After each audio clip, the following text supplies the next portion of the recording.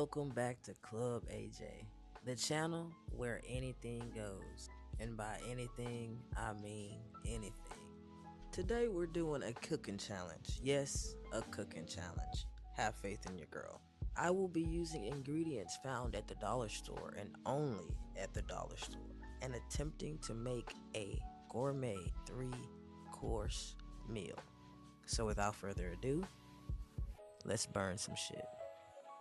So initially I only planned to make one course, but what's the fun in that? So we're starting with our appetizers. We got us some yellow onions, some little Roma tomatoes, can of black beans, which I don't really like black beans, a can of corn, can of that good old papa spinach. And hear me out on this next ingredient. I searched everywhere for some mozzarella, and the only mozzarella I found was this, string cheese. I checked out the ingredients and it didn't sound that bad. It was just milk, cheese cultures, and enzymes, so we went with it. And a nice pack of tortillas. So I was going to make vegetable southwestern egg rolls, but I came across some bacon and said, why the hell not? So we started by peeling and dicing our onion and our bacon, and I'm gonna go ahead and tell y'all this knife was the worst knife ever. My cuts will be uneven. If there are any cooks watching, I'm sorry. Now for our canned goods. I've had this electric can opener for about 10 years and it's my favorite thing in the kitchen. Just pop the can on there and she does the rest. Of course I had to take a time out to show y'all my apron. Now let's tackle this string cheese. And I'm gonna be honest, these worked way better than I expected it to. They actually melted down pretty good. So we opened about 4 or 5 of them, sliced them in half and diced them down as thin as possible.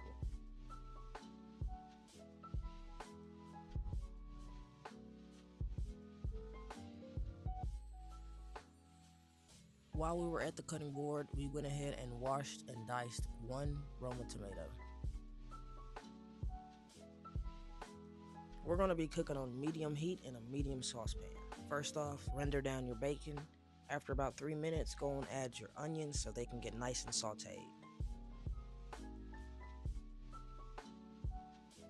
While those are rendering, I went ahead and added a little seasoning of choice, garlic powder, onion powder, and a little Greek seasoning. Let those get a nice brown on them, and then go in with your canned vegetables.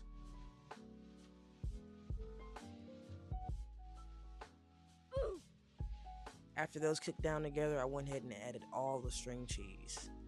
This is where I realized that the cheese melts down real good because she got pretty thick.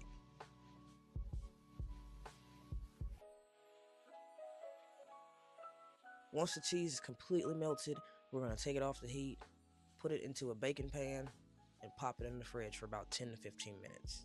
I promise you it tasted way better than it looked. While that was cooling, we went ahead and got started on course 2.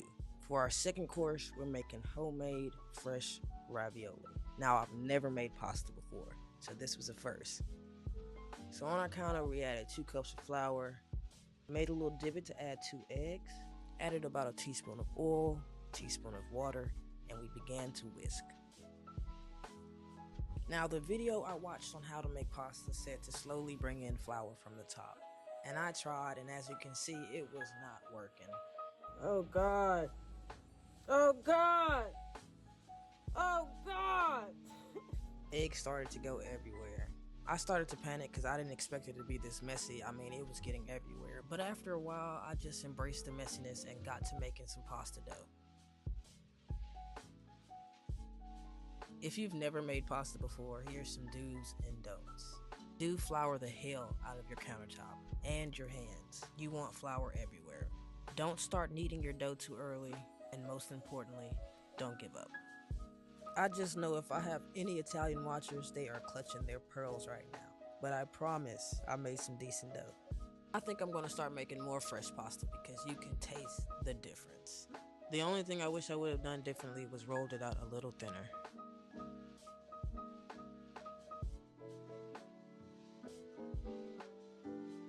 They say if you push your thumb in and the dough starts to come back at you, that it's ready to rest. So we popped her in a bowl, covered her with plastic wrap and let her rest for about an hour. While everything is resting, we're going to start on our ravioli filling. Normally, the filling is made with ricotta cheese, and a part of me knew that the dollar store was not going to have that, so we used cream cheese as a substitute. We added a little over half a block of cream cheese, and I wish we had fresh mozzarella, but we didn't, so we cut up some string cheese and added it to the mix.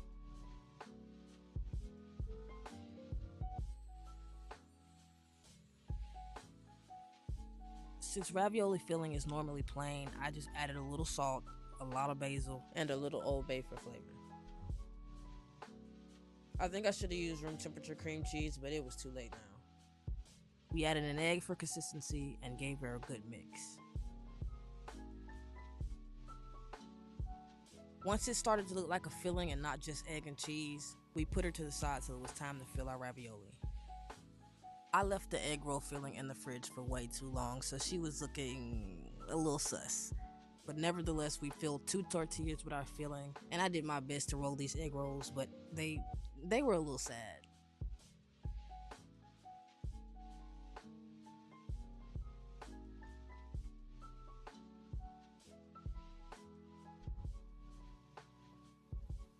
I didn't know you can deep fry toothpicks, so I took them out. But as soon as I put them in the grease, they started to open. So we deep fried them with the toothpicks, and they came out looking perfect.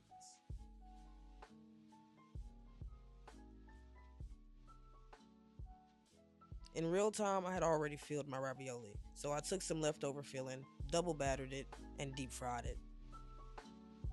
And I'm not gonna lie, I would definitely eat these again.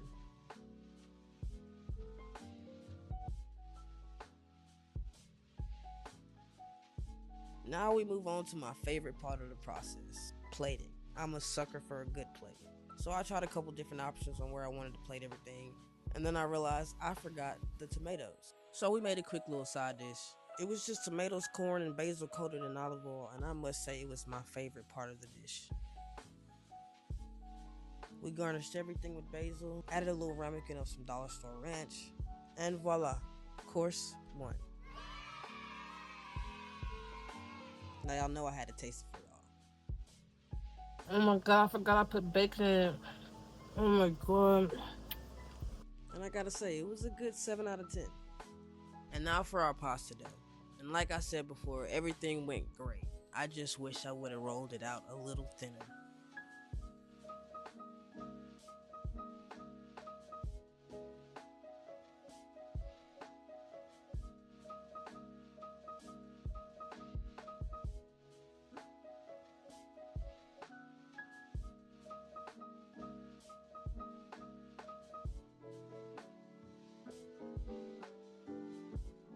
After we placed the filling, we used water to seal the 2 doughs together.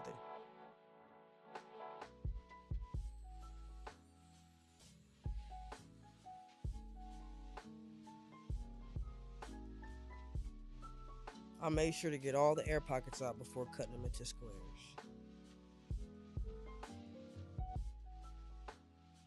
After shaping them up, I used a fork to crimp the edges,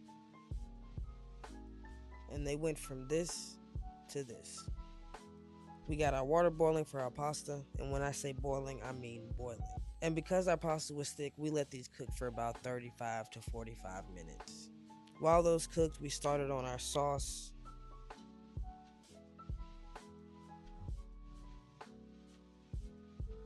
After you season your sauce to your liking, let your ravioli sit in there for about 10 minutes.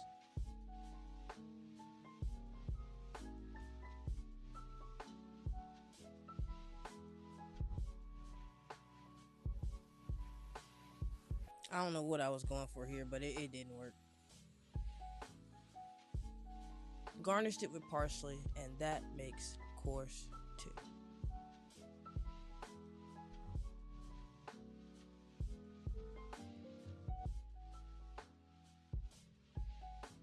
Mmm. Mmm. No, look at that, man. Now let's go ahead and finish up our meal with our 3rd course. I most definitely threw this together at the last minute.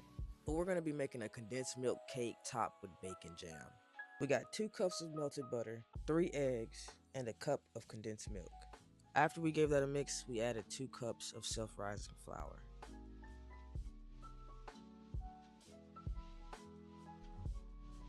This amount was meant for a loaf pan, and I didn't have a loaf pan, so this big pan made the mix really thin, and I ended up overcooking it. So while the cake cooled, we got started on what I thought would be a bacon jam.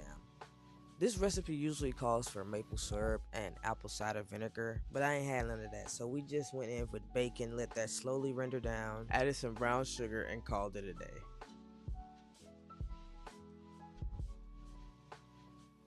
Now I tried my best to plate this in the most gourmet way possible, so we cut the cake out in circles. Now I would have much rather had whipped cream, but we did a little something with this condensed milk. And I'm not gonna lie, if I saw this on the menu, I'd get it. Now I could have left this little swoop off, cause now that I look at it, I don't really like it. The dollar store ain't have ice cream, but this is what I would have done if they did. But that was my cooking challenge, y'all. I've seen these videos and I always wanted to make it, so yeah. Don't forget to like, comment, and subscribe, and I'll see y'all next time.